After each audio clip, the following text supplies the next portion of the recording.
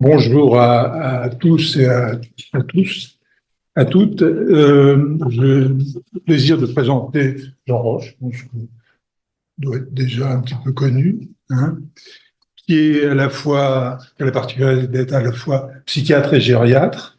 Alors, je ne sais pas par quoi tu as commencé, peut-être tu le diras, et qui est responsable de la filière de la psychiatrie de la personne âgée au CHU de Lille, il vient de Lille, et également du centre ressources psychogériatrie, psychiatrie de la personne âgée, et qui est enseignant également au DU de psychogériatrie, hein, De Lille, ouais. de Lille, qui a la particularité d'être à la fois en distanciel, ça m'intéressait un peu nos auditeurs, Et en présentiel. et en présentiel. Donc voilà, et qui va nous parler de délire et troubles neurocognitifs. Je te donne la parole. Merci. Merci, Jean. Alors, merci beaucoup de cette invitation. Merci à Georges de m'avoir sollicité. On a déjà eu l'occasion de travailler ensemble. Merci à aller le retrouver que je fasse partie de ces thématiques annuelles.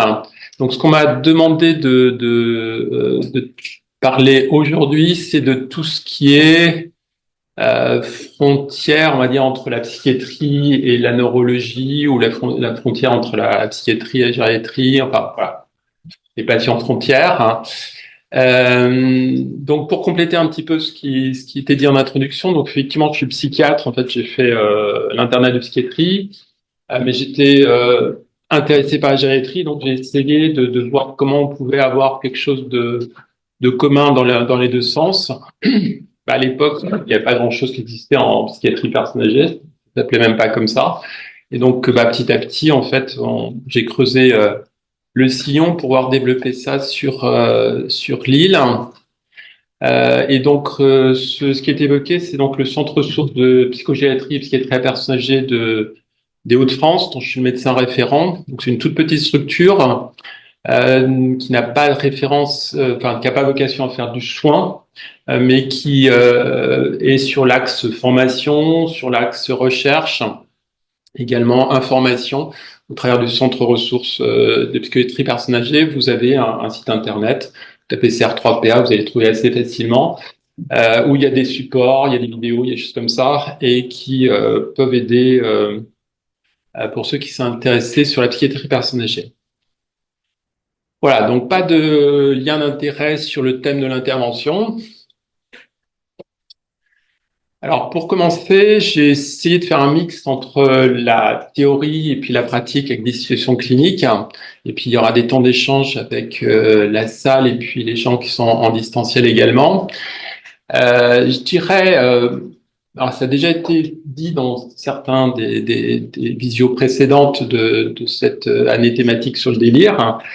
Il y a 3 situations cliniques très différentes chez les sujets âgés. Il y a le trouble psychiatrique connu qui vieillit, hein, donc le patient qui a un trouble de l'humeur, un trouble bipolaire, eh ben, c'est pas la même chose cliniquement à 30 ans, à 40 ans, à 70 ans. Le schizophrène, le patient schizophrène, ben, même chose. Maintenant, ils vieillissent. Alors, c'est plutôt une bonne chose, puisqu'avant, ils atteignaient pas l'âge de 60 ans pour la grande majorité des cas, du fait des comorbidités, du risque de mortalité violente, juste comme ça. Donc, ils dépassent maintenant, pour la plupart, l'âge de 60 ans, mais il y a du coup quelque chose à faire qui n'est pas toujours réfléchi. Autre axe, c'est les premiers troubles psychiatriques qui commencent tardivement. On a trop tendance à croire que l'adaptation n'est un problème qu'au moment de l'adolescence ou de l'enfance, mais le vieillissement est une source de déstabilisation. Il y a des gens qui peuvent très bien ne pas avoir eu de problème antérieurement, et parce que c'est probablement pas les mêmes mécanismes d'adaptation, ont des problèmes au niveau du vieillissement, des conséquences du vieillissement. Et puis, il y a le troisième axe, c'est les troubles organiques, quels qu'ils soient, neurologiques ou autres, qui prennent en fait un aspect psychiatrique. Ça, c'est très simple. En pratique, ça peut être intriqué. Hein, donc, par exemple, le fait d'avoir un trouble bipolaire ne vous protège pas de la maladie d'Alzheimer ou de la maladie à corps de Lewy, voilà. Et puis, les antécédents psychiatriques à 80 ans, on les connaît pas toujours. Hein, ça se perd, ce genre d'informations que vous ne retrouvez pas facilement automatiquement sur les courriers ou que la famille ne va pas automatiquement rapporter. Autre chose, c'est le cadre nosographique qui est un peu flou en fonction de ce à quoi on se centre. Donc il y a la notion, là, vous voyez en haut à droite, des Américains qui parlent du late onset schizophrénia et du very late onset schizophrénia. Donc le late onset, c'est des troubles d'allure schizophrénique, mais qui commencent plutôt aux alentours de 40-50 ans. Et puis les very late onset, là, c'est plutôt vraiment très tardif, c'est-à-dire plutôt au-delà de 70 ans. C'est pas automatiquement des nosographies qui sont utilisées en niveau international. Au niveau du DSM-5, si on prend celui-là, c'est le very late onset, c'est de la schizophrénie. Donc après, c'est une question de critères. Et si on prend les anciennes nosographies françaises avec les troubles psychotiques non schizophrènes, donc type psychose hallucinatoire chronique, paraphrénie, délire interprétatif, quand vous reprenez le DSM, c'est de la schizophrénie. Voilà. Donc, est-ce que ça a encore du sens de poser un diagnostic actuellement de psychose hallucinatoire chronique, alors que c'était un critère c'était une définition qui était dans les années 70, je crois, de mémoire. À l'époque, on ne connaissait pas, par exemple, la maladie à corps de Lewy. Donc, quelle est la part de patients avec des psychoses hallucinatoires chroniques qui sont des late onset schizophrénia, celle qui est en implication avec des troubles cognitifs à début précoce? Voilà. Et puis, il y a une connaissance, en fait, sur les maladies cognitives qui est de plus en plus importante, avec les implications avec l'histoire de vie, la personnalité, les troubles psychiatriques, choses comme ça, qui vont donner encore autre chose. Alors, si on prend, par exemple, sur l'exemple des hallucinations, les hallucinations, il y a différentes cases qui peuvent rentrer dans ce domaine. Donc, il y a les vraies hallucinations, les illusions, les hallucinoses. Donc, je vais commencer par les hallucinations, qui sont la notion d'une perception sans objet, sans critique, et qui s'impose à la conscience. Ça, c'est la définition la plus classique. Les illusions, il y a un objet réel, mais qui est mal interprété. Donc, vous voyez, par exemple, ce poisson avec une tête de mammifère. Donc, un petit peu... c'est pas automatiquement ce qu'il voit classiquement, mais disons que c'est des choses de ce type-là. Donc là, il y a une critique qui est théoriquement possible, puisque la personne, elle voit quelque chose et puis on peut argumenter. Et les hallucinoses, c'est en fait, il n'y a pas automatiquement d'objet, mais la critique est théoriquement possible. Par exemple, vous avez une dégénérescence maculaire. Une partie des gens qui ont une dégénérescence maculaire vont voir des choses qui n'existent pas. Mais vu qu'ils n'ont pas de trouble cognitif, ils vont être en capacité de les critiquer. Disant, voilà, si vous avez une migraine ophtalmique, vous allez voir un peu un rayon de lumière et puis une baisse de votre champ visuel. Et vous savez que vous avez une migraine ophtalmique et vous allez vous dire, voilà, mais si vous avez une migraine ophtalmique plus un trouble cognitif, vous allez percevoir cette vision comme une réalité qui va être plus difficile à critiquer. Donc, en fait, cette distinction qui semble assez simple entre ces hallucinations, les illusions et les hallucinoses va être beaucoup plus complexe si on est sur une population âgée, du fait de la baisse sensorielle, du fait des troubles cognitifs, voilà, plein de choses qui peuvent interférer. Toujours dans le même sens, donc ça sur la DMLA, donc c'est ce que je viens de vous expliquer. On appelle ça aussi parfois le syndrome de Charles Bonnet, des gens qui ont des déficiences sensorielles. Alors là, c'est plutôt visuel, touchant les deux yeux. S'il y a un seul œil qui est touché, c'est pas le cas. va y avoir en fait le cerveau va créer quelque part des personnages, des scènes d'inexistence ou des formes géographiques, des formes géométriques, pardon, mais qui vont être critiquées par la personne qui a une démêlade. Mais quand on a une démêlade, souvent on est âgé et souvent on a un risque de comorbidité cognitive. Donc ça, c'est des choses que vous regardez par exemple c'était dans le livre de Masson en 2005 d'ophtalmologie, il montrait en fait, c'est un dessin de ce que pouvait voir quelqu'un qui avait une démêlade. C'est pas exact, sans qu'il y ait de fleurs, de choses comme ça. Hein. Et souvent ça bouge. Là, c'est fixe, et c'est souvent quelque chose que les formes entre elles bougent. Ça peut être des formes géométriques. Hein. Ça peut être des visages, donc ça peut être un peu inquiétant. C'est-à-dire que la fleur, par exemple, avec le centre, s'il y a deux fleurs qui se rapprochent, ça peut ressembler à un visage avec deux yeux. Même chose, voilà. Donc c'est un autre dessin qui avait été fait au travers de ce que décrivait en fait une personne qui avait une démêlade qui disait voir ça. Voilà, en sachant que tous ces objets bougent entre eux. Donc il y a des facteurs favorisants, c'est pas systématique, il y a la fatigue, il y a la baisse de luminosité, enfin il y a un certain nombre la solitude aussi va être un facteur aussi de développement en fait de ces impressions visuelles. Voilà, donc la frontière, le problème de frontière, c'est qu'elle n'est pas étanche. Alors si on revient un peu sur le sujet, pourquoi une maladie neurologique peut donner des symptômes psychologiques ou comportementaux. Je dirais, pour faire un peu provocateur, que le cerveau, c'est quand même le seul organe dans le corps où il y a deux spécialités qui s'en occupent, les neurologues et les psychiatres. Les neurologues sont censés s'occuper de l'organique, les psychiatres de la psyché. Mais quand même, on sait maintenant, notamment dans des pathologies psychiatriques reconnues, chez la schizophrénie, par exemple, qu'il y a des troubles cognitifs qui sont présents, des dysfonctionnements cognitifs qui sont présents chez des jeunes schizophrènes bien avant qu'on leur mette un antipsychotique qui aurait pu interférer dans leur capacité cognitive. Donc, c'est-à-dire que cette séparation artificielle neurologie-psychiatrique n'a pas toujours existé, hein.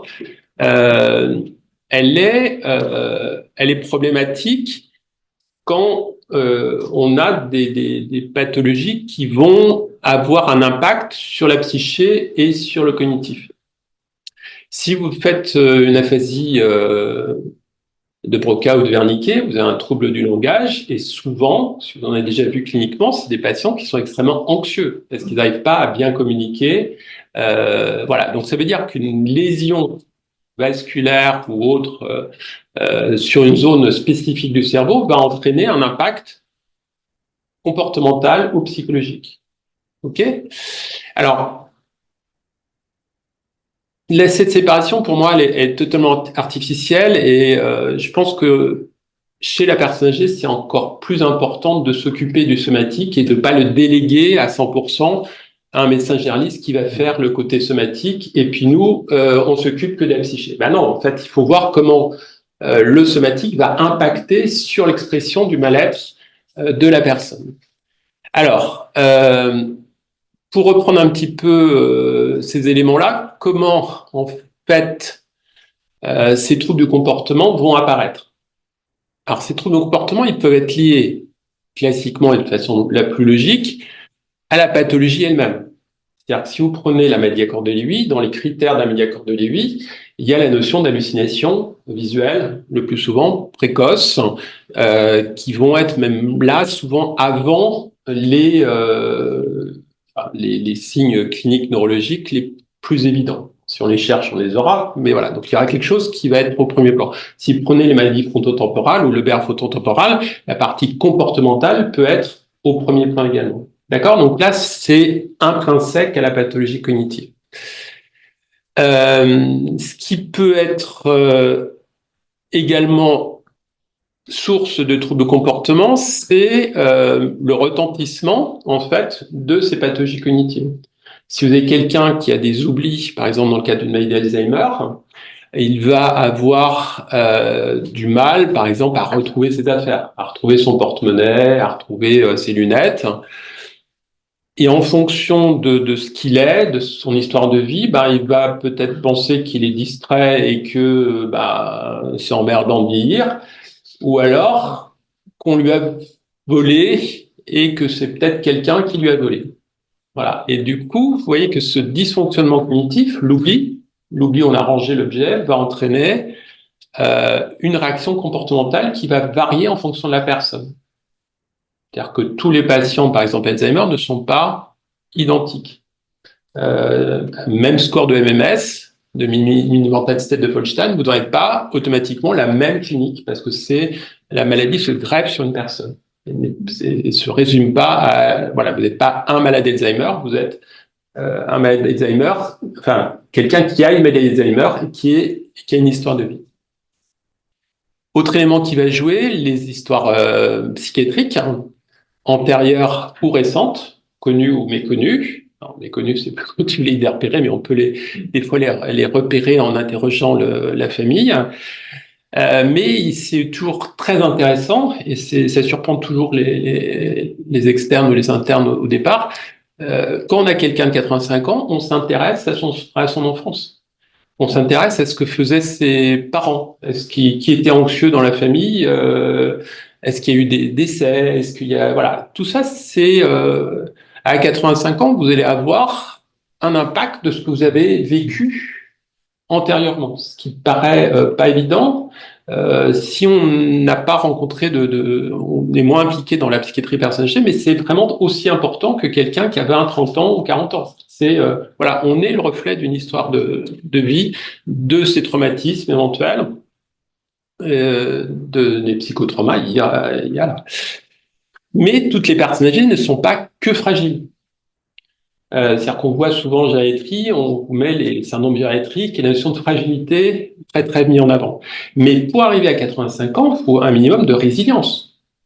Donc c'est-à-dire qu'il n'y a pas que des côtés négatifs, il y a aussi des côtés positifs sur lesquels on doit pouvoir s'appuyer pour avancer. Alors j'en ai déjà un peu parlé, il y a aussi donc le facteur relationnel et environnemental. Si vous étiez quelqu'un qui était antérieurement plutôt confiant, plutôt très accueillant vis-à-vis de vos proches, choses comme ça. La maladie peut le modifier, mais peut-être pas d'emblée. Hein, voilà. Je vais prendre un exemple de l'impact en fait du cognitif sur une personne que j'avais vue en consultation il y a quelque temps. Cette dame habitait en HLM. Et elle interprétait le fait qu'un coup son radiateur était froid et un coup son radiateur était chaud, comme quoi il y avait quelqu'un des HLM qui venait fermer le robinet de son radiateur et puis à d'autres moments qui venait le rouvrir. Alors, elle ne le voyait pas, mais elle l'interprétait comme ça pour expliquer que le radiateur un coup était chaud et un coup était froid. Voilà. Et paradoxalement, elle était très contente que quelqu'un des HLM s'occupe aussi bien d'elle. Voilà, parce qu'il y a quelqu'un qui régulièrement venait ouvrir le radiateur, fermer le radiateur. Mais avec une personnalité autre, peut-être qu'il a dit, bah, quelqu'un qui rentre dans mon appartement, c'est inadmissible, je suis pas chez moi et tout ça. Voilà. Et son fils me disait, oh, elle était coiffeuse, elle causait avec tout le monde, elle était hyper conviviale et tout ça. Donc, même, peut-être que c'est pas toujours le cas, mais malgré la maladie, elle avait gardé certains traits de personnalité qui faisaient que c'était plus facile sur certains points. Voilà, donc ça c'est pour vous donner un élément. Autre facteur environnemental, si vous êtes avec un trouble cognitif, vous êtes aux urgences de l'hôpital pour un problème d'infection, par exemple, là on va vous faire une petite piqûre, on va vous faire un petit examen, tous les petits à l'hôpital, je sais pas si c'est remarqué, on va prendre un petit comprimé, un petit suppositoire, voilà, tout est petit. Voilà, donc, mais n'empêche que en fait, ça nécessite beaucoup d'adaptation. En fait, et le cerveau, avant d'être quelque chose qui sert à mémoriser ou à parler ou à coordonner les gestes, c'est aussi surtout une interface avec le monde. Une interface qui va être dysfonctionnante et qui va entraîner un certain nombre de difficultés d'adaptation. Plus en fait la personne doit s'adapter, plus on a de chances de développer des troubles comportementaux. Et quand on regarde les statistiques des gens qui passent aux urgences d'un hôpital, alors il y a bien sûr la cause pourquoi ils sont allés, mais si la structure n'est pas conçue pour des gens qui ont des troubles neurocognitifs, vous allez favoriser des confusions mentales du fait d'un environnement inadapté. Voilà, sur la façon de parler, la façon de faire des soins de toilette, enfin plein de choses de ce type-là. Et dernier élément que j'ai gardé pour la fin de cette analyse comportementale, c'est le problème somatique. C'est ce qu'on appelle la confusion mentale. C'est ce qu'on met très souvent en avant. Alors, c'est surtout valable sur des problèmes aigus. Un trouble de comportement aigu, c'est beaucoup moins valable sur un trouble de comportement chronique. Si la personne, elle crie depuis 3 mois, peu de chances que ça soit un fécalome quand même. Hein. Donc, franchement, vous n'êtes pas bon. Voilà. Par contre, si c'est depuis une semaine, juste comme ça peut être une douleur, ça peut être une infection urinaire, ça peut être un problème de iatrogénie avec un médicament qui a été changé en introduction, en sevrage. Voilà. Donc, vous voyez qu'il y a plein en fait d'axes qui peuvent être à l'origine de ces symptômes comportementaux. Ils sont volontairement séparés. En vraie vie, c'est souvent mélangé. Ou pas tous, mais en tout cas certains plans. J'ai remis le 1 plus 2 plus 3 de Bouchon, donc gériatre de la région parisienne, donc qui était à Charlefoix, qui montre bien, alors prenez l'organe de cerveau, le vieillissement seul ne va pas aboutir à un dysfonctionnement s'il n'y a que le vieillissement. D'accord? Donc c'est-à-dire qu'on n'est pas dément simplement parce qu'on est vieux. En consultation, très souvent, je fais la consultation mémoire également, il y a le couple, il y a le patient ou la patiente qui est malade et le conjoint, d'accord? Et puis il y a des questions, puis à un moment donné, il y a un échange avec le conjoint non malade, et puis très souvent ils nous disent, bah c'est normal, il est vieux. Et je dis, et vous, ça va? Vous n'avez pas de problème de mémoire? Ah ben non, ça va. Et puis là, ils se rendent compte qu'il y a un bug là, quoi. Voilà. Donc le vieillissement lui-même n'entraîne pas de troubles de comportement, n'entraîne pas de délire, n'entraîne pas d'hallucination. Voilà. Si vous êtes vieillissant, mais par exemple vous avez un diabète ou une hypertension mal équilibrée, des choses comme ça, dans ce cas-là, ben, vous savez que ça entraîne des lésions vasculaires et que ben, on est sur soyez sur le schéma, c'est l'axe 2 hein, qui part de l'axe 1 vieillissement normal, l'axe 2. Voilà, donc on va plus facilement arriver sur le seuil d'insuffisance de dysfonctionnement cognitif, mais on n'est pas non plus sûr d'y arriver. Ça dépend un petit peu de votre espérance de vie. Et puis là-dessus, vous rajoutez une grippe ou un Covid, pour faire populaire, et ben on va se retrouver avec un épisode aigu. Et on a vu, pour ceux qui ont vécu ça dans les hôpitaux, que c'est source de confusion, d'effondrement des capacités cognitives. Et c'est là ce que je disais tout à l'heure, on cherche les fameuses épines irritatives pour essayer de comprendre ce qui se passe. Voilà. Et une fois qu'on l'a trouvé, si un traitement c'est mieux, eh ben on remonte sur le seuil 2 ou 1. Voilà. C'est des choses comme ça qu'on peut avoir. Donc, si on est très très âgé, on n'est pas obligé d'avoir une comorbidité, quoique elles sont fréquentes comme à cet âge-là, et on peut un épisode infectieux peut être source d'une atteinte et d'un dysfonctionnement. Voilà, mais il faut vraiment être très très âgé. Alors, au niveau épidémiologique, qu'est-ce que ça donne ces éléments psychotiques, délire ou hallucination? C'est ça que je vais traiter aujourd'hui. Donc là, j'ai pris un article de Journal de prévention Alzheimer Disease de 2018, alors qui est pas centré là-dessus, centré sur un médicament, mais le tableau est bien fait et il donne un petit peu la fréquence en fait des hallucinations et des délires. Par exemple, ça met des Alzheimer. Donc, on est sur un taux de 30%. Alors souvent, c'est plutôt pas au début de la maladie, plutôt un stade intermédiaire ou tardif. Sur les maladies cognitives d'origine vasculaire, on est des taux un peu moins importants. Sur la maladie à corps début, là, par contre, vous voyez des taux très importants parce que, on l'a dit tout à l'heure, c'est quand même une très grosse source en fait d'hallucination et après éventuellement de délire d'interprétation par rapport à ce que la personne voit. Ce qui est perturbant, c'est qu'en plus c'est extrêmement fluctuant. pas aussi fluctuant qu'un centre confusionnel, mais il y a quand même des fluctuations. Et des fois, on a l'impression qu'on a été super efficace sur le plan thérapeutique, alors que c'est juste en fait une fluctuation et que vous avez eu la chance que votre changement de traitement corresponde à une baisse des symptômes. Ça, on pourra en discuter. Et puis, il y a la maladie de Parkinson, que quand j'ai appris la médecine, c'était une maladie neurologique motrice, point. Et ça s'arrêtait là.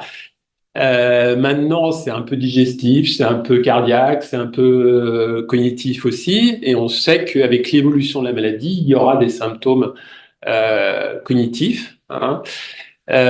Pour la petite histoire, dans la maladie de Parkinson, c'est aussi des lésions histologiques de type corps de Lewy, comme dans la maladie à corps de Lewy. Simplement, dans la maladie de Parkinson, ils sont plus focalisés sur les noyaux dopaminergiques qui sont source d'épreuves moteurs, alors que dans la maladie à corps de Lewy, le premier terme, c'était maladie à corps de Lewy diffus. Donc, c'est-à-dire qu'en fait, ça veut dire qu'ils sont beaucoup plus répartis sur le plan cérébral.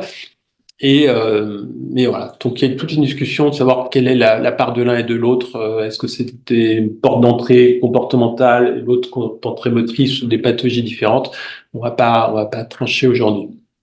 Et puis bon, le dernier axe, les maladies frontotemporales, un groupe extrêmement varié, de plus en plus varié, moins fréquent, les axes hallucinatoires et délire. Autre élément à prendre en compte, donc ça, c'est un schéma où vous voyez rien du tout. Je vais mettre des petites flèches. Ce qu'il faut comprendre, c'est qu'en fait, sur la gauche, vous avez l'état cognitif normal. Après, vous avez et plus ça va vers la droite, plus c'est un stade évolué de la maladie cognitive. D'accord? Et j'ai mis des flèches qui là visent les hallucinations, je crois, si je ne me trompe pas. Et on voit que les hallucinations, la fréquence des hallucinations dans ces pathologies, alors c'est un package, hein, c'est pas un type de pathologie plus qu'un autre. Ces hallucinations ont tendance à augmenter jusqu'à un certain stade, et à un stade sévère, il y en aurait moins. Voilà, donc est-ce que c'est... En tout cas, ça monte. En tout cas, c'est le plus important. En tout cas, il y a une évolution comportementale. Sur la baisse tardive, bah, soit il y en a moins, soit c'est que la personne n'a plus les capacités de l'exprimer correctement et de le dire, et que l'entourage leur perd pas automatiquement. Si vous avez un patient qui est agité avec un trouble cognitif très sévère, est-ce qu'il est agité parce qu'il a mal, parce qu'il a froid, parce qu'il a faim, ou parce qu'il voit des trucs? D'accord? Et moi, je pense qu'il y en a une partie qui est hallucinée parce qu'il voit des trucs ou qu'il entend des trucs. Hein. Et on le voit en clinique et notamment en UCC, on voit ça assez régulièrement. Voilà. Si on prend maintenant le délire, ben on voit que à nouveau, on a une augmentation des éléments comportementaux. Voilà. Juste pour la petite histoire, les symptômes les plus importants sur les stades les plus évolués des troubles neurocognitifs, c'est l'apathie. L'apathie qui dérange personne sauf le patient. On vous appelle rarement en garde pour un patient apathique. Pourtant, c'est dangereux d'être apathique. Vous perdez, vous mangez pas bien, vous vous occupez pas de vous. Enfin, il y a une perte de chance qui est liée à l'apathie. Donc, faut aussi se soucier des éléments comportementaux négatifs, enfin neutres, allure neutre. Alors, on va essayer de partir d'une situation clinique. Donc, situation clinique que j'ai rencontrée sur les dernières années, donc réelle. Bien sûr, j'ai anonymisé pour limiter le risque de reconnaissance. Donc, on va faire assez classique, parce que ça, je pense que vous en avez tous plein dans vos cartons, dans la tête. Dame de 85 ans qui ne retrouve plus sa montre. Elle pense que quelqu'un a déplacé celle-ci. Elle dit que d'autres choses ont disparu dans sa maison. Et puis, c'est sa femme de ménage, sûrement, qui a dû prendre cette montre. Hein. Elle pense que les voisins sont au courant, qu'ils sont de mèche avec elle. Elle comprend pas parce qu'elle dit qu'elle a toujours été gentille avec ses voisins et que c'est pas sympa de leur part. Hein. Et puis le fait de retrouver la montre 2-3 jours plus tard, la fille retrouve la montre, ça la convainc pas. Ça veut dire juste que la femme de ménage l'a reposée. Voilà. Donc c'était une maladie d'Alzheimer d'intensité modérée à sévère sous-jacente. Donc ça fait partie des symptômes classiques qu'on voit dans les cas des troubles cognitifs. Euh, Très souvent, alors c'est pas le délire du schizophrène qui est persécuté par le soleil, hein, on est sur un délire de proximité qui est crédible. Euh, je pense à l'exemple d'une de mes collègues dont la tante avait des troubles cognitifs et qui se plaignait régulièrement que son argent disparaissait. Et elle arrêtait de pas lui dire, bah, ton argent disparaît parce que tu dois le ranger mal et tout ça. Voilà. Sauf que c'était vraiment la femme de ménage. Mais voilà. Donc, ça peut aussi arriver. Donc, et souvent les familles croient au départ que c'est réel et sont plutôt dans cette logique-là. Là, c'est un gériatre, donc du coup, il était dans l'autre sens, tu oublies machin. Là, c'était voilà. Euh, et euh, et après, ils se rendent compte que bah, c'est pas le cas, quoi, que c'est pas crédible. Voilà. Donc, mais souvent il y a une démarche de cohérence en disant ah oui, c'est sûrement vrai. T'es une personne âgée, il y a sûrement quelqu'un qui cherche à te. Donc voilà. Donc souvent, vu que c'est un délire de proximité sur des gens qui sont du quotidien, c'est plus difficile si on n'a pas un regard extérieur de savoir si c'est réel ou pas réel. Autre exemple, donc ça c'est un homme de 87 ans, il surprend sa femme en train de regarder dans la rue lorsqu'un voisin passe, voisin plus jeune, et il lui dit qu'il a déjà remarqué son manège. Il accuse sa femme d'être intéressée par ce voisin. Alors, monsieur a 87 ans, la dame 85 ans, le voisin 40 ans. Tout est possible, mais c'est quand même peut-être pas voilà. On retrouve en creusant un peu l'histoire de vie que la personnalité antérieure de ce monsieur était plutôt méfiante par rapport à ses proches, plutôt un tempérament jaloux, assez patriarcal, voilà, c'est classique avant ce qu'on pouvait voir dans de ces populations et l'éducation qu'ils ont reçue à l'époque. Voilà, donc sur le plan cognitif, il y a oubli de rendez-vous, des baisses d'intérêt pour la lecture, une baisse d'autonomie, qui vont renforcer en plus ça, parce qu'avant il sortait le chien, maintenant c'est sa femme qui doit sortir le chien, mais du coup elle passe devant chez le voisin. Voilà, donc on est sur quelque chose, alors, et c'est essentiellement du préjudice et du vol dans les délires de la maladie Alzheimer, mais ça peut aussi être des thématiques un peu différentes. Il y en avait un autre, il était persuadé que il allait régulièrement à la messe et que donc il était veuf, et que la dame derrière lui qui allait à la messe aussi, elle était amoureuse de lui, mais elle n'osait pas lui dire. Voilà, donc du coup il allait mettre en fait des fleurs sur la tombe du mari de cette dame. Ça allait très loin, quoi. Et donc et à un moment donné il allait plus loin et c'est à ce moment-là qu'on s'est rendu compte qu'il délirait là-dessus. Voilà, donc les délires et hallucinations, alors délires d'Amélie Alzheimer sont plutôt des délires paranoïaques simples, sans bizarrisme, centrés sur la proximité. Les hallucinations sont plus rares, plutôt sur des stades plus évolués de la maladie cognitive, hein, éventuellement impliqués avec des dysfonctionnements sensoriels. Voilà, plutôt visuel qu'auditive, rarement synesthésique ou ophtalmique. Situation clinique 2. Alors, c'est un patient de 80 ans suivi depuis 7 ans pour des troubles cognitifs, possiblement d'origine vasculaire.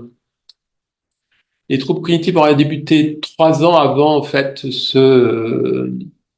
ces premiers symptômes repérés.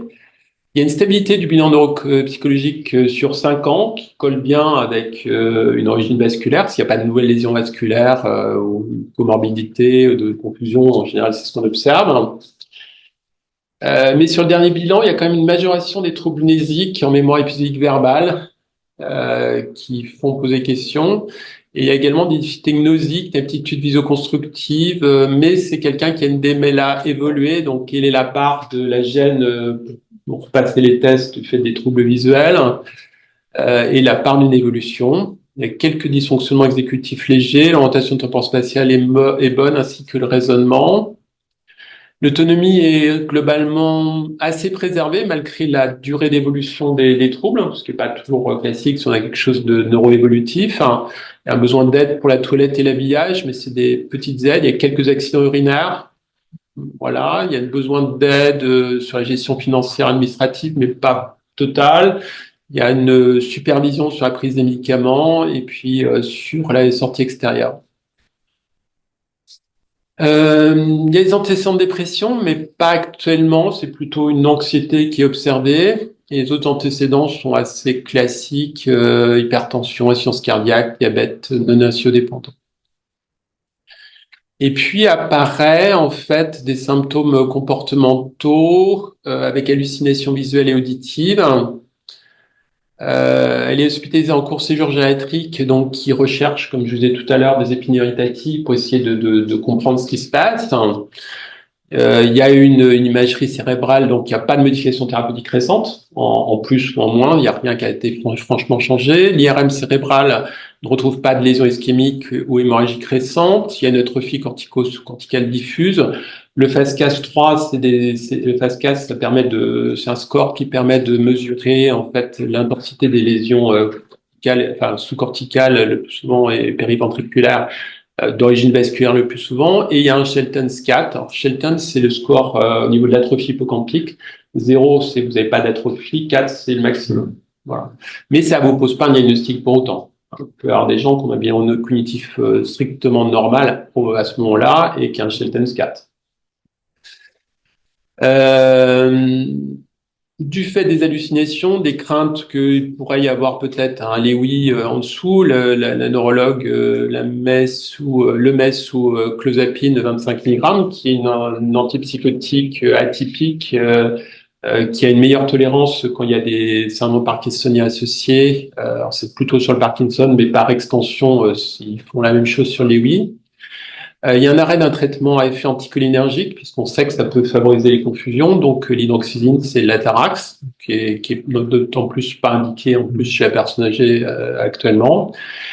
On observe une régression partielle des hallucinations, mais elle se majeure à nouveau lorsqu'il est seul. Il y a une faute.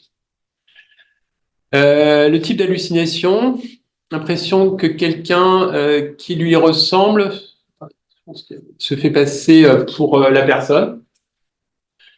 Un double d'elle vit chez elle, pense que cette personne cherche à s'approprier ses affaires. Elle a peur que cette personne la lèse, puisque en fait, elle va se faire passer pour elle auprès de sa fille. Elle entend une voix de femme et aussi parfois d'un homme. Elle discute avec cette voix calmement, comme une négociation. En fait, elle discute avec son double, quelqu'un qui se fait passer pour elle.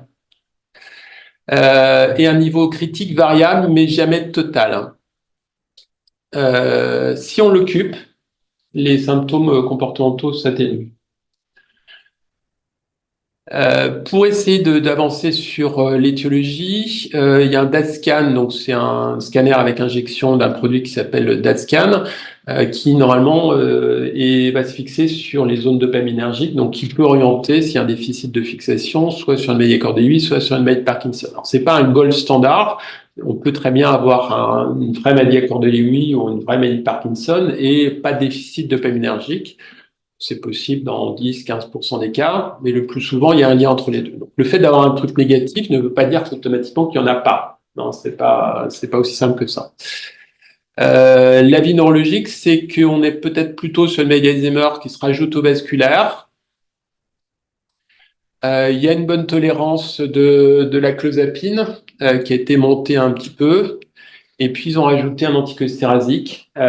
Donc, c'était la rivastigmine.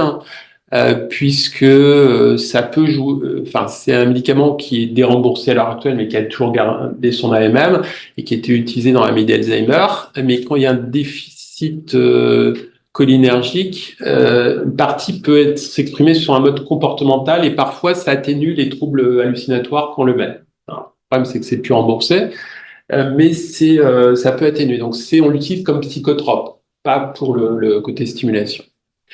Et les hallucinations semblent fluctuantes. Ça, c'est les imageries. Donc là, vous voyez en blanc sur l'IRM à gauche les lésions vasculaires de l'Oquarius, donc qui sont essentiellement au niveau des périventriculaires, mais un petit peu en profond aussi. Hein. Il y a des taches blanches, vous voyez. Et à droite, vous avez un DAT scan avec le témoin et puis, enfin, il y a une mesure en fait et on voit pas d'atrophie. Les zones rouges, jaune-rouge, c'est la fixation. Donc on voit que c'est homogène et que ça a la forme en fait du noyau dopaminergique, donc il n'y a pas de déficit évident.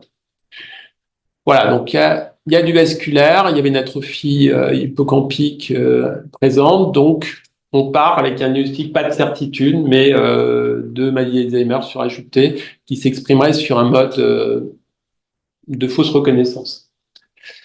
Alors, ça s'appelle donc le syndrome de Capgras. Qui se voit dans plein de pathologies, mais là on va se concentrer sur les maladies neurocognitives. Donc c'est plus classique dans les maladies à corps de Lewy. Ça fait partie des choses qu'on voit très très fréquemment dans les maladies à corps de Lewy. Des patients qui reconnaissent plus leurs proches ou qui les reconnaissent plus à certains moments de la journée, à d'autres moments ils les reconnaissent. Je pense à un monsieur que j'ai vu en consultation qui en plus a une démêla, un peu comme cette personne, et qui toute la journée, sa femme s'en occupe. Et lui, il dit, bah, il y a une jeune femme qui s'occupe de moi toute la journée. Et puis le soir, il engueule sa femme en disant, bah, qu'est-ce que t'as foutu de la journée? Il y a quelqu'un qui s'occupait de moi, heureusement, parce que toi, t'étais pas là. Et la dame en consultation, les deux, c'est moi. Hein, voilà. Donc, mais c'est source de grande souffrance pour les aidants. Hein, donc, c'est extrêmement voilà. Donc, s'il n'y a pas un diagnostic posé, c'est source de grande déstabilisation. Voilà, donc le syndrome de Capgras, la clinique, c'est le délire de sosie, des premières descriptions en 1923 par Monsieur Capgras, à l'époque, chacun donnait son nom, donc c'était pratique. Psychiatre à l'hôpital Sainte-Anne à Paris, donc c'est un trouble de l'identification avec la conviction délirante qu'une ou plusieurs personnes proches ont été remplacées par un double physiquement identique qui les persécute. Donc il y a un double axe. Et le patient s'évertue à rechercher en fait les dissemblances entre la personne qui est imitée quelque part et l'autre. Donc j'ai bien vu que c'était pas toi parce que bah voilà, t'avais pas le même chemisier que ce matin. Et la dame dit bah oui, j'ai changé de chemisier, je m'étais taché. Voilà, mais ça suffit pas. Voilà, donc le moindre petit doute. Donc, c'est les problèmes d'analyse visuelle qui sont source de ça le plus souvent, et puis un trouble de jugement et de correction. Donc, souvent, ça concerne des proches, donc le parent, le conjoint, des petits-enfants. Donc, il y a un lien affectif souvent avec ces personnes qui sont concernées par ces impressions visuelles. Le nombre de personnes vues est variable. Le suivi direct de soi est pas tout admettons le plus fréquent, hein, donc souvent c'est le conjoint qui a pris, qui est pas le même conjoint. Ça peut concerner des animaux, des objets, mais c'est quand même beaucoup plus rare. Ça touche un peu plus souvent les femmes que les hommes. Et la nosognosie, donc l'absence de conscience des troubles, est plus ou moins totale selon la personne. C'est-à-dire qu'il y en a qui vont complètement croire que c'est vrai, d'autres qui vont douter un petit peu quand même. Ça, c'est variable. Les syndromes apparentés, il y a le syndrome de Frigoli. Donc, c'est une même personne qui va se fondre dans différents proches. Hein. Pendant leur aspect, un coup le fils, un coup le mari, un coup la femme de ménage, enfin peut-être pas la femme de ménage, mais le cousin, voilà. Voilà, donc il y a des choses comme ça qui sont présentes. Aller trop dans le détail pour tenir dans le timing. Voilà, donc sur mon Capgras, c'est pas ma femme. Elle a été remplacée par un imposteur. Quelqu'un d'autre se fait passer pour mon épouse. Une étrangère vit dans ma maison. Alors, on va essayer de voir si ça marche. Comment on fait pour peut-être se le faire avec... Ouais. Donc ça, c'est en version... Ça va marcher.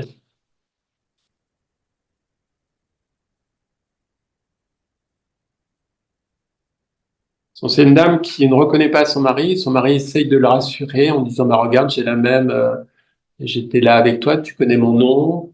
Regarde, j'ai la même anneau que toi, on est mariés, voilà. Et on voit l'angoisse, le ton de la voix, vous entendez peut-être pas bien, mais l'angoisse de cette dame et le mari qui essaye de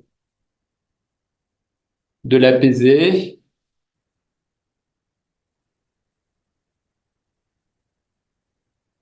Il dit qu'il est la même personne. Et regarde mon doigt, j'ai un anneau comme toi. Je suis là pour t'aider. Et la dame dit non, non, non, non, non.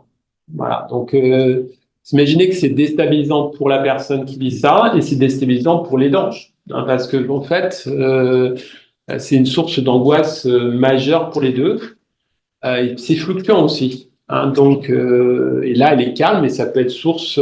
Si elle pense qu'il y a un intrus chez elle, elle va essayer ou chez lui, elle va essayer de le mettre dehors. Voilà, donc c'est des gens qui sont âgés aussi. Voilà, donc c'est très déstabilisant.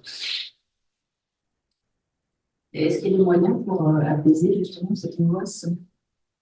Alors déjà, faut dans les moyens pour apaiser cette angoisse, il y a la formation des aidants. C'est du non médicamenteux, c'est-à-dire qu'ils comprennent les symptômes. C'est ce que fait le mari. Il sait que c'est pas axé contre lui, il essaie de l'apaiser. On essaye aussi de focaliser sur autre chose, ça peut jouer. Et quand les symptômes sont très invalidants et que le non médicamenteux ne suffit pas, on peut être amené à mettre des traitements spécifiques. Donc c'est un peu ce que je vous disais tout à l'heure. Ça peut être soit des anticholestérésiques, soit des antipsychotiques à petite dose, adaptés, en surveillant la tolérance. Voilà.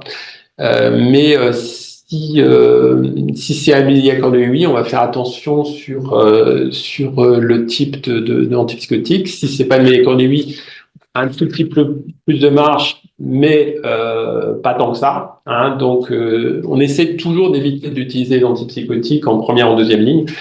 Essayer de jouer sur l'environnement, de voir ce qui l'apaise. Des fois, prendre la main et puis aller dehors, ça peut suffire. Faire de l'activité physique, faire une petite sieste pour éviter, si ça survient toujours le soir, de se reposer. En fait, il y a plein de choses qui peuvent en fait diminuer cette tension. C'est pas tout le temps qu'on se retrouve avec ce niveau d'angoisse. Situation clinique numéro 3. Patiente venue en consultation psychiatrique avec sa fille, autonome à la maison, à domicile, et dit entendre des bruits de sonnette la nuit. Donc là, on est sur de l'auditif au premier plan, ce qui peut arriver, hein, ça fait partie des choses qu'on voit. Alors la fille, au départ, il croit, elle est même venue dormir en fait chez sa mère à plusieurs reprises et pas de sonnette. Hein. Et la patiente dit bah c'est normal, ils savaient que tu étais là, donc ils sont pas sonnés. Voilà, il y a toujours une explication logique. Donc, au bout de 2-3 nuits, la fille dit, je pense qu'il y a un problème, et du coup, on a parlé au médecin traitant qui l'a dressé. Il y avait donc un traitement antidépresseur qui avait été mis en ville, il y avait des troubles du sommeil, et des réactions chimiques à ces idées de persécution. Si vous êtes réveillé la nuit par une sonnette, que vous pensez que quelqu'un cherche à vous nuire, bah, il peut y avoir une réaction sur le délire que vous avez ou les hallucinations auditives que vous avez. D'accord ? C'est une ancienne nourrice à domicile et en fait un des autres éléments qui a justifié la consultation, c'est que en fait sa fille s'est rendue compte c'est la fille qui faisait les courses, qu'elle achetait quand même beaucoup de nourriture. Pour sa mère qui vivait seule, et puis en discutant avec sa mère, celle-ci a fini par lui dire bah oui, bah je sais bien qu'on achète beaucoup, mais il y a quand même tous ces enfants que je dois nourrir. Voilà. Et là donc la fille dit bah ils sont où les enfants? Bah là autour de la table. Et bah si maman je les vois pas. Ah oui oui mais je sais bien que tu les vois pas, mais ils ont quand même faim. Voilà, donc une critique qui est une critique partielle, c'est-à-dire qu'en fait, ils savent que c'est pas là, mais ils font en sorte quand même que ils réagissent comme si c'était là. Je vais prendre un autre exemple d'une dame que j'ai vue en consultation qui habitait en maison de retraite et qui était au premier étage des maisons de retraite. Et sur une des consultations, elle me dit, docteur, il y a la garde suisse du pape qui défile avec la musique et tout ça devant ma fenêtre. Je sais bien que c'est pas possible, docteur. Mais venez voir, c'est super joli. Voilà, donc cet entre-deux, cette critique partielle, ça c'est assez typique de ce qu'on voit dans les maladies neurocognitives type Lewy notamment. C'est des hallucinations assez riches, contrairement aux hallucinations du maladie Alzheimer qui sont assez pauvres en général parce qu'elles surviennent tardivement, donc les dysfonctionnements cognitifs sont majeurs. Mais sur une maladie à corps de Lewy, on a souvent une richesse en fait des hallucinations parce qu'il y a encore des capacités cognitives d'élaboration et de description et la personne va en parler, elle va être capable de vous les décrire. Alors pas au début, ils vont pas vous le dire au début. Au début, ils vont se dire si j'en parle au docteur ou à mon mari ou à mon conjoint, il va penser que je suis folle ou que je suis fou, c'est un taré. Hein. Un autre exemple d'une dame qui était venue sur un créneau d'un désistement, donc était arrivée assez rapidement après les premiers symptômes. On n'avait pas trouvé d'épine irritative après coup. Et en fait, elle était dans sa maison de retraite, sa maison de campagne, à distance de Lille. Le week-end, elle y allait souvent avec son conjoint, et ils étaient revenus en catastrophe parce qu'elle avait vu des bêtes extrêmement effrayantes au bout du jardin. Et ces bêtes, elle lui avait fait peur, et du coup, elle avait convaincu son mari de repartir à la maison. Donc, je l'avais vu en consultation, je l'avais rencontré, il y a toujours un temps avec la patiente, puis un temps avec le couple après. Et donc, voilà, je pose des questions, puis à la fin, je fais rentrer son mari. Puis j'avais une question que je n'avais pas posée. Je dis, les hallucinations, les choses que vous voyez, les bébêtes que vous voyez, vous en avez déjà vu avant? Et là, il me dit, ah oui, ça fait 2 ans. Mais c'était tout petit, c'était tout mignon. Voilà, donc c'est pas parce que les symptômes apparaissent à ce moment-là qu'ils ont commencé à ce moment-là. C'est l'évolution des maladies cognitives qui fait qu'à un moment donné, ils sont obligés d'en parler parce que c'est effrayant. Qui vont être obligés d'en parler. Là, elle a parlé parce qu'elle avait peur. Voilà. Sinon, elle n'en aurait pas parlé ou plus tard. Hein, il y en a qui vont en parler plus tôt. Si vous voyez quelqu'un, un chat qui est dans votre maison, vous n'avez pas automatiquement, sauf si vous avez peur des chats, en parler tout de suite. Hein, si vous voyez comme des fois c'est des hallucinations qui sont extrêmement angoissantes. Moi, je pense à une dame qui me disait je vois des pendus sur ma tringle à rideau. Donc, vous voyez, ça, ils vont en parler assez tôt. Ou une autre personne qui avait toujours été célibataire, qui n'avait jamais eu de relation avec un homme, en tout cas c'est ce qu'elle disait, et qui voyait un homme couché dans son lit. Donc du coup, elle allait dormir dans le fauteuil, parce qu'il y avait déjà quelqu'un dans son lit. Voilà, donc du coup, elle avait des œdèmes importants au niveau des jambes, la famille ne comprenait pas pourquoi elle se couchait pas dans le lit, voilà, et puis à un moment donné, ils en parlent. Mais avant, c'est pas confortable, c'est machin, voilà. Donc le symptôme, il commence pas automatiquement au moment où ils en parlent. C'est ça qui est important. Et vu que c'est une maladie évolutive, il y a un moment donné où ils sont capables de les critiquer plus, et du coup, ils vont les mettre à distance. Donc, souvent, les maladies à corps de Lewy, les hallucinations sont assez riches. On a vu qu'elles étaient fréquentes. Ça ne veut pas dire qu'elles sont tout le temps là. Il y a 15-20% des maladies à corps de Lewy qui n'auront jamais d'hallucinations. Hein. Mais dans la grande majorité, il y en a. Le plus souvent visuel. Et il peut y avoir d'autres types d'hallucinations associées, mais un peu comme une bande-son de ce qu'ils voient. C'est rare que ça soit purement auditif. Médecine adorant la complexité, c'est toujours possible. Disons que classiquement, c'est plutôt des hallucinations visuelles avec du son associé. Parfois, vous pouvez avoir des sensations olfactives ou tactiles. Je pense à un monsieur qui voyait des chiens ou des animaux en fait dans sa maison. Et puis, il se sentait à certains moments comme si le chat ou le chien en fait le frottait. Donc, il avait l'impression en fait de toucher. Mais il voyait surtout, il entendait, et il y avait en plus ce côté synesthésique. Et puis, il décrivait, alors c'est intéressant, il prenait sa canne, et il essayait de taper en fait sur ce qu'il voyait. Et là, il me dit, ça faisait comme une bulle, ça fait pouf. Voilà. Et il y en a d'autres qui voient des trucs sur le mur et qui ont compris que s'ils regardaient comme ça disparaissait. Donc, en fait, de casser en fait donc ils ont trouvé des fois des trucs pour bouger. Voilà. Donc c'est des situations assez riches.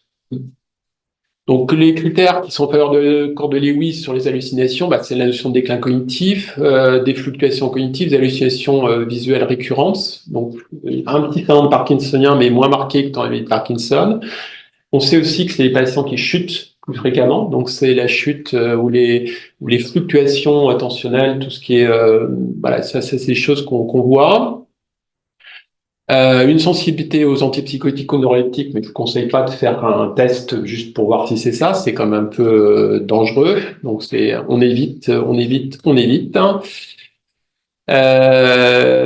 y a des histoires de dépression, des troubles du sommeil paradoxal qui sont assez précoces, un peu comme dans la Parkinson. Vous avez fréquemment en fait précocement des troubles du sommeil en sommeil paradoxal qui apparaissent quelques années auparavant avec des sommeils agités, des choses assez variées. Je vais passer. Alors, ce qui peut marcher, ça complète un petit peu ce que je disais tout à l'heure. Une sorte de réassurance du patient, prise en charge des dysfonctions sensorielles. Si en plus il y a un problème auditif ou un problème visuel, c'est peut-être le moment de s'assurer qu'on peut les améliorer un petit peu, essayer de respecter les règles veille-sommeil. Vous savez que quand on est fatigué, du coup, on est plus sensible à ce type de produit, à ce type de phénomène. Éviter les drogues au sens large, l'alcool, les psychostimulants, tout ça, qui vont être des facteurs favorisants. Aménager l'espace. Enlever ce qui pourrait être pris, je sais pas, s'il y a plein de petits trucs par terre, un tapis, un machin, des choses comme ça, essayer de le virer pour limiter tout ce qui pourrait être interprétation visuelle, augmenter la luminosité quand c'est nécessaire. Enfin, il y a plein de choses comme ça. L'aide aux aidants, la formation des aidants, les accueils de jour qui font qu'à un moment donné, ils sont soulagés parce que pendant ce temps-là, ils peuvent s'occuper d'eux. Un soignant, on peut pas être soignant 24 heures sur 24, 361 jours par an. Il y a un moment donné, il faut pouvoir se ressourcer. Et très souvent, ils osent pas en fait se donner ce temps-là. Sur le plan thérapeutique, le non médicamenteux est bien mis en avant. Il peut y avoir aussi un impact si le patient, par exemple, a un Parkinson significatif, il y a des dopathérapies qui peuvent en fait favoriser surtout l'introduction et l'augmentation posologique, la survenue de ces phénomènes hallucinatoires. Donc ça peut être source de réadaptation de traitement, surtout que dans la myocardémie, ils sont un peu moins dopa-sensibles que dans la maladie de Parkinson.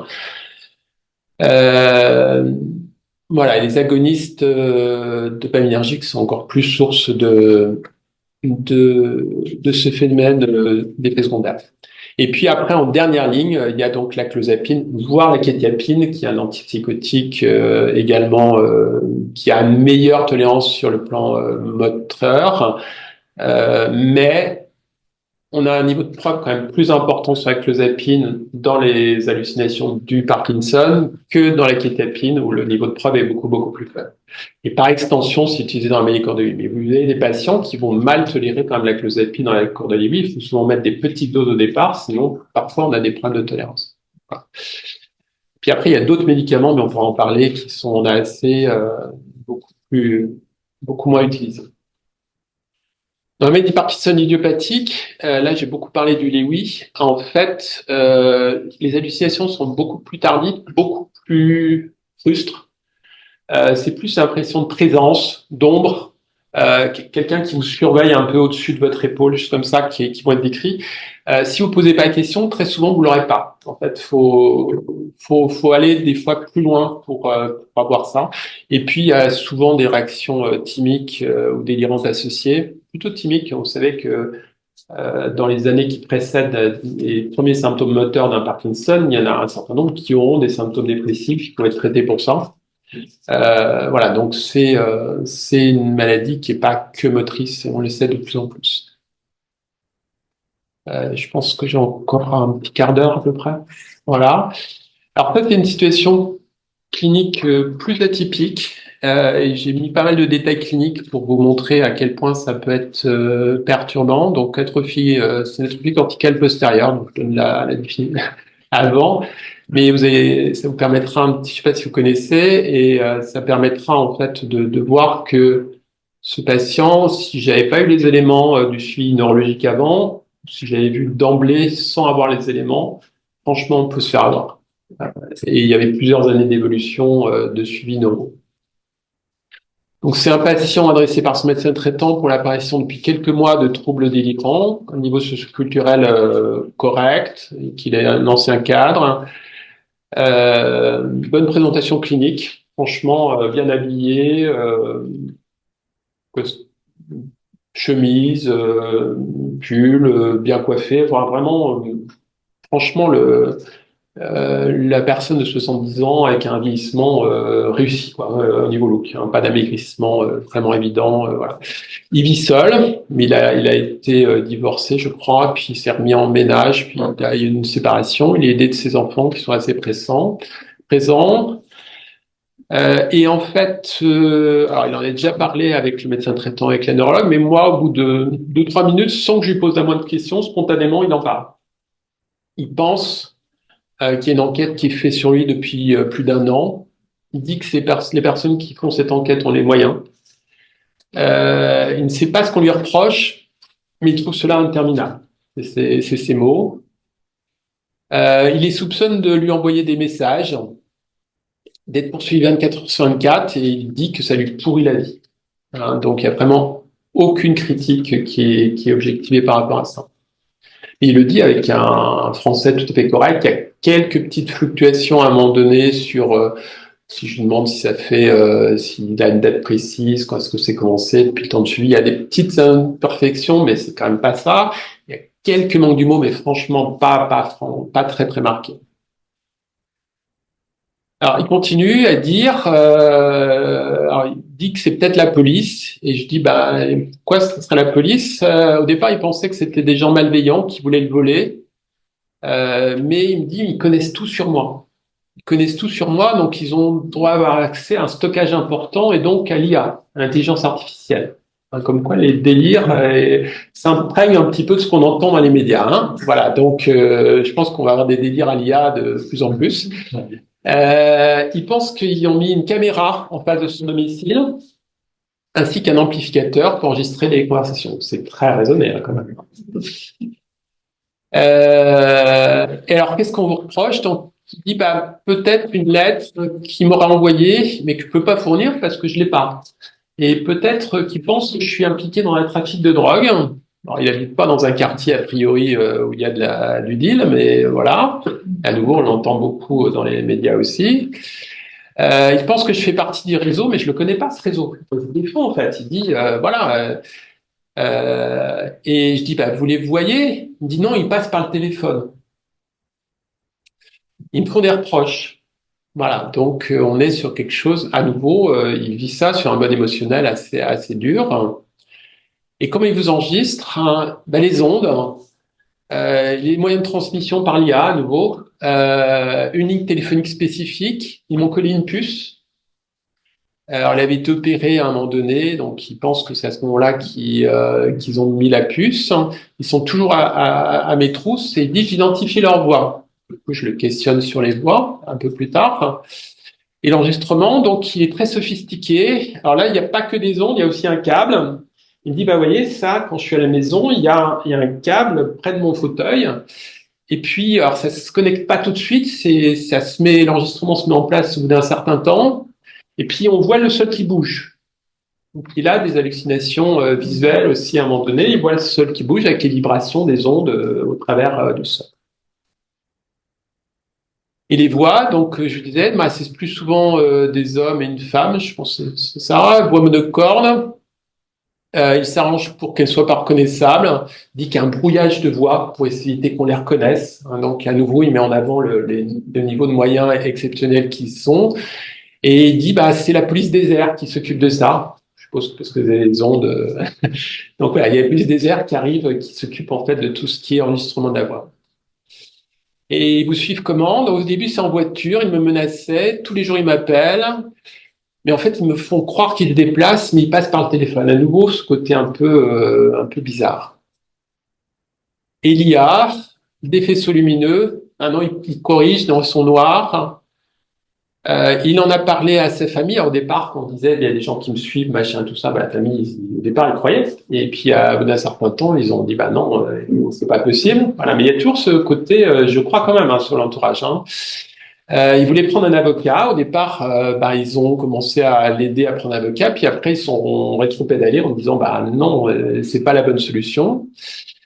Et puis, il a l'impression d'être en prison, en fait, avec cette puce qui met des faisceaux autour de lui qui l'empêchent, en fait, qu'on voit pas. Il me dit, vous les voyez pas, mais moi, en fait, je me déplace avec une prison autour de moi en permanence, hein, comme une cage avec des barreaux. Et puis, il me dit, la prison, ça coûte cher à l'État, à la France. Donc, en fait, plus je suis en prison, plus je dois payer. Et il me dit, c'est tant par jour. Et du coup, il a, avant d'exprimer tout ça, il voulait vendre sa maison. Et sa famille ne comprenait pas pourquoi il voulait vendre sa maison. Enfin, il voulait vendre sa maison pour rembourser ses dettes, pour pas laisser des dettes à ses enfants à cause de cette prison virtuelle. Voilà, donc on est sur quelque chose d'extrêmement construit, sur quelqu'un qui a une décision cognitive qui évolue depuis plusieurs années, qui reste encore assez autonome. Ouais, vous voyez ça en première consultation de psychiatrie sans avoir le package. Franchement, je pense que vous vous faites avoir assez facilement. Peur de ne pas pouvoir payer, peur des menaces nocturnes qu'il reçoit. On cherche à me rabaisser, il menace mes proches. Il mange correctement. Il était rentré en EHPAD, en résidence autonomie en fait plutôt. Ça se passe correctement, mais l'alimentation n'est pas un réel plaisir. Il a un poids qui est stable. Il y a un sommeil qui n'a pas de cauchemar, mais en fait, il vit comme s'il y a quelqu'un dans son sommeil qui lui disait la journée pourrie qui va suivre et qui va avoir, comme si on le menaçait sur la journée à venir. Il y a une baisse de lecture, ça vous verrez que c'est plus intéressant. Il se plaint aussi de son écriture. Donc, difficultés cognitives, des problèmes de lecture et d'écriture qui étaient déjà sur la première plainte. Il était encore en activité professionnelle au moment des premiers symptômes, mais il était venu consulter parce qu'il avait du mal à écrire et à lire. Il décrit lui-même des difficultés à s'habiller qui n'étaient pas présentes avant. Il est imprécis, ce que je disais tout à l'heure, sur la date de retraite. Il dit quelques années, mais c'est vraiment le seul truc. Le reste, il est extrêmement précis. Hein. Et à un moment donné, il me dit est-ce que vous pourriez me faire une ordonnance parce que là, mon médecin traitant n'est pas là pour mon suivi orthophonique parce que là, je vais plus en avoir. Quoi. Donc, à un moment donné, il est extrêmement pertinent. Il connaît le nom des médecins qui le suivent, où ils habitent, où ils travaillent, juste comme ça. Pas de critique des délires et des hallucinations. Et il me dit qu'il est suivi pour une maladie d'Alzheimer atypique depuis plusieurs années. Ah, ça arrive, hein, il y a quelques patients Alzheimer qui sont capables de nous le dire et qui nous le disent. Effectivement, le neurologue qui le suit l'avait étiqueté dans maladie d'Alzheimer atypique avec atrophie corticale postérieure, je vais vous expliquer. Donc, c'est une forme d'entrée dans certaines maladies cognitives. Alors, essentiellement les maladies Alzheimer, mais pas que. Ça peut être également une entrée sur la maladie Corder-Lewis ou la maladie frontale ou les maladies à prions. Là, sur 10 ans d'évolution en maladie à prions, c'est peu probable. Qui vont avoir en fait une entrée avec principalement des idées, des hallucinations, des choses comme ça, qui vont évoluer pendant des années avant que ça commence à toucher d'autres domaines. Hein, vous pouvez avoir des formes langagières, vous pouvez avoir des formes pratiques, vous pouvez avoir donc des formes visuelles. Enfin, c'est pas homogène. Hein, il y a des choses différentes. Voilà, donc il souhaite qu'on l'aide, il souhaite qu'on puisse l'aider, que je convainque sa famille qu'il prenne un avocat. Hein. Il a peur que les traitements qu'on lui donne ne soient pas utiles. Il a arrêté spontanément la conduite il y a quelques années parce il se paumait un peu au niveau spatial. Le scanner que je viens de vous mettre, pas d'anomalie focalisée. Il y a une atrophie corticale diffuse. Donc vous voyez en noir, le blanc c'est l'os. Enfin, devant c'est les sinus. Vous avez la droite qui est à gauche, comme vous regardez, c'est inversé toujours. Voilà, et le liquide céphalo-rachidien, il apparaît en noir dans la box, la boîte crânienne. Hein, donc plus on voit les sillons, plus en fait il y a une atrophie. En fait. J'essaie de décrire parce que je peux pas vous montrer avec le pointeur. Et ça, c'est la TEP-FDG, donc c'est un scanner avec injection, donc c'est du fluoroglucose, donc c'est du glucose qui est marqué et qui va être utilisé dans certaines zones du cerveau. Et si le cerveau fonctionne, dans ce cas-là, vous avez des couleurs qui sont jaune, vertes. Ce qui est intéressant, c'est de voir celle qui est en bas, puisque c'est un comparatif. En fait, vous avez les images qui sont en haut, et puis après, ils sont moyennés avec des patients du même âge, du même machin. Et puis, donc, on voit quoi? On voit des trucs en bleu très, très importants en postérieur.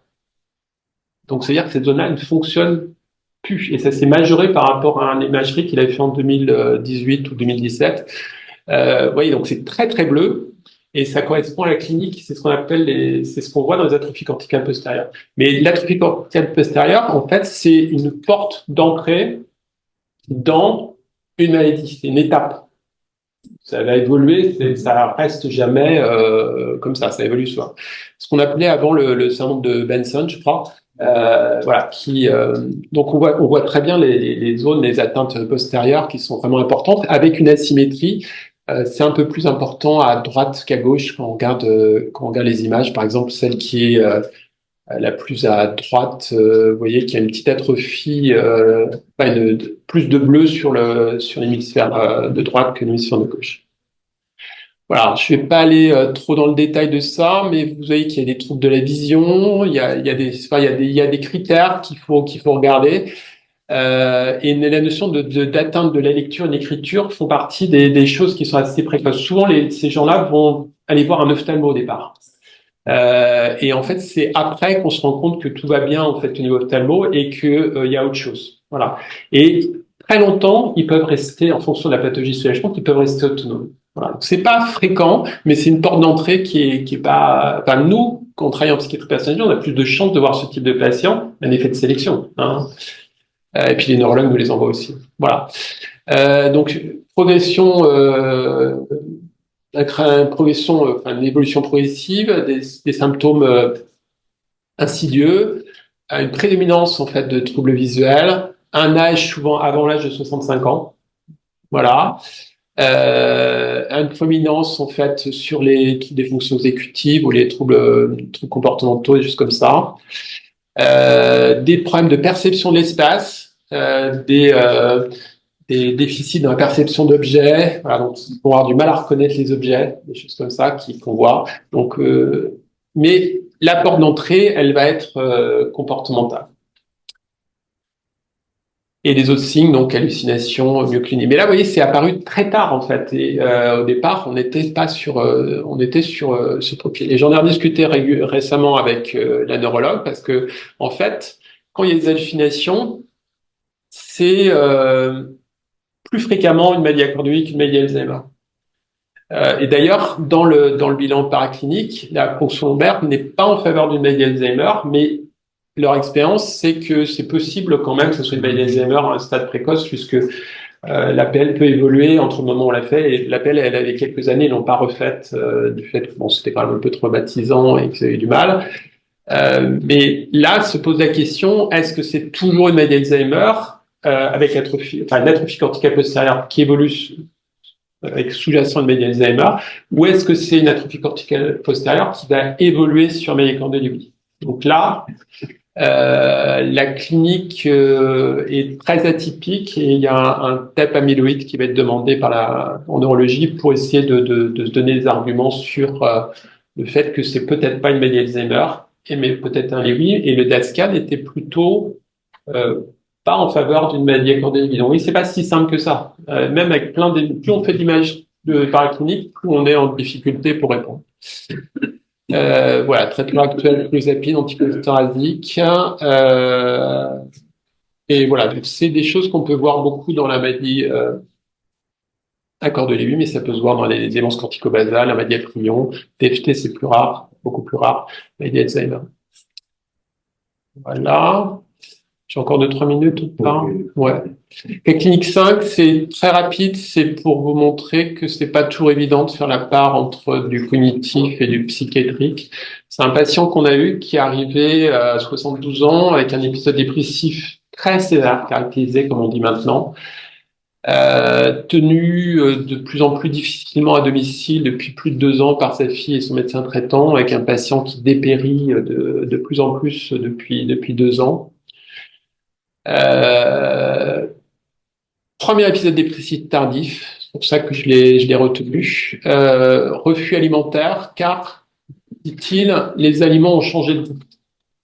Sa fille dit oui, oui, papa, depuis qu'ils mettent des pesticides, c'est vrai que les aliments, ils changent de goût. Donc voilà, donc faut pas rentrer trop dans le délire des gens à un moment donné, même si tout ne s'explique pas par les pesticides et tout ça. Il y a aussi un petit peu de psychiatrie des fois derrière. Voilà, donc en fait, à chaque fois, cette fille, enfin une de ses filles en tout cas, prenait la petite, oui, oui, t'as raison, papa, oui, moi aussi, je trouve que les aliments, ils ont changé de goût et tout ça, mais sauf que t'as pas perdu 10 kilos, toi, voilà, donc négligence vestimentaire, c'est quelqu'un qui était très soucieux de son apparence physique, voilà, c'était vraiment. Et puis autre élément, donc il a perdu beaucoup de poids, l'eau colle. Donc il prend la douche, j'ai l'impression que l'eau elle a une couleur et que en fait il est gluant après avoir pris sa douche. Donc il veut plus se laver, il veut pas se raser. La boisson c'est compliqué. Donc au départ, il pense qu'on veut l'empoisonner aussi parce que l'eau elle colle. Hein, donc effectivement, il a la bouche sèche, mais il boit pas. Donc en fait, il interprète aussi des choses. Il a des idées de mort. Il reste le plus souvent cloîtré dans sa chambre. Puis de temps en temps, il sort. Il va manger 2, 3 trucs, souvent les mêmes choses. Puis il rentre. Échec des différents traitements jusqu'alors, avec une observance des traitements qui n'était pas exceptionnelle. Les traitements antidépresseurs qu'on met en place sont pas très efficaces. Les antipsychotiques testés sont mal tolérés. Pourtant, on essaie de choisir ceux qui étaient, je crois qu'on l'avait mis sous aripiprazole, donc qui n'est pas si mal toléré que ça. Et puis on en discute avec nos collègues de psychiatrie pour qu'ils soient mis sur la liste des patients en sismothérapie. Mais on a des délais d'attente en fait sur le Nord qui sont en train de se réduire, mais qui restent encore importants. Cette sismothérapie est efficace au bout de quelques séances sur les hémantimiques. Sur l'IRM, il n'y a pas d'atrophie. Alors, je sais pas mes images, mais pas d'atrophie focalisée, mais il y a une légère hypoperfusion temporopariétale sur le TEP. Voilà. Donc l'image, c'est de peut-être pas oublier à distance pourquoi ce patient. Alors le facteur favorisant retrouvé, c'est que 5 ans avant qu'on le prenne en charge nous, il y a eu sa femme qui était décédée. Il était assez proche d'elle. Il y avait pas un couple fusionnel, mais assez proche. Mais pendant plusieurs années, 2, 3 ans, il s'est rien passé en fait. Il a continué à vivre tout à fait normalement, en étant triste, mais pas plus que ça. Et à un moment donné, ça a basculé petit à petit dans quelque chose de très délirant, de plus en plus délirant, avec une accentuation du délire. Voilà, donc peut-être que c'est un épisode dépressif avec un deuil décalé par rapport au décès de son épouse. C'est une hypothèse qui est tout à fait possible, mais ça peut être aussi un travail de deuil qui redevient difficile à faire, voire qui fait en marche arrière du fait des dysfonctionnements cognitifs légers alors on peut pas le faire, là on n'a pas fait le test cognitif parce que en épisode dépressif ça c'est pas parce qu'il s'améliore avec la sismo que tout de suite il va pouvoir avoir des bilans cognitifs fiables. Vraiment se donner du temps avec une stabilité des optimique, mais est-ce que c'est pas aussi une porte d'entrée sur un trouble cognitif, et on le voit, une fois sur deux, c'est un vrai trouble dépressif tardif, une fois sur deux, c'est une porte d'entrée sur des dysfonctionnements cognitifs. Donc, même si on améliore les gens avec les antidépresseurs ou avec la sismo, pensez à faire le suivi sur le plan cognitif ou l'orienter sur quelqu'un qui va le faire pour pas passer à côté de ça. Je vais passer. Petite page de pub, puisque j'ai coordonné avec Maria Soto en fait cette reco mise à jour de la chaise de 2009, je crois, de mémoire. Donc ça fait presque 15 ans que ça n'avait pas été mis à jour. Il y a eu 2 ans et demi, 3 ans de boulot. Il y a le Covid qui nous a pas aidé, mais il y a quand même eu beaucoup de boulot. Un groupe de travail. On a essayé de coordonner tout ça. Et là, c'est pour à la fois sur le non médicamenteux, le médicamenteux, sur les symptômes. On a essayé d'apporter des approches basées sur l'évidence base médecine quand ça existait, mais aussi basées sur les expériences d'experts avec des consensus Delphi dans certains cas pour essayer de répondre aux questions. Voilà, on a un retour qui est plutôt bon. Il y a 144 pages, si vous avez un peu peur. Le chapitre sur l'apathie. Il y a un chapitre sur l'apathie, il y a plein d'autres chapitres sur plein de thèmes, effectivement. Vous avez participé peut-être? Non, mais on en a fait la publicité il y a pas Voilà. longtemps.